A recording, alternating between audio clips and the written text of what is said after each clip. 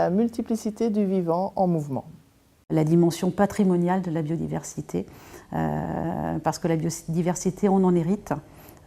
C'est un patrimoine qui a été le patrimoine de ceux d'avant, et nous, notre rôle à nous, c'est de le transmettre.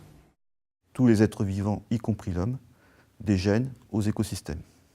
C'est avant tout la vie, donc la vie dans tous les sens du terme, que ce soit la vie humaine, mais aussi les autres êtres vivants qu'il y a autour, et tout ce qui est nécessaire à la vie.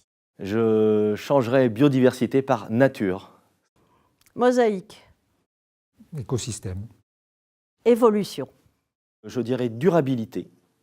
Et richesse biologique, puisque ce qui est important aussi de comprendre, c'est que dans la nature, il y a des espèces, des milieux qui deviennent rares. Et donc, il est important aussi de considérer la biodiversité rare, menacée, mais aussi de la corréler à la biodiversité ordinaire. La biodiversité ordinaire est celle qui permet à un individu de vivre à côté sans trop le savoir.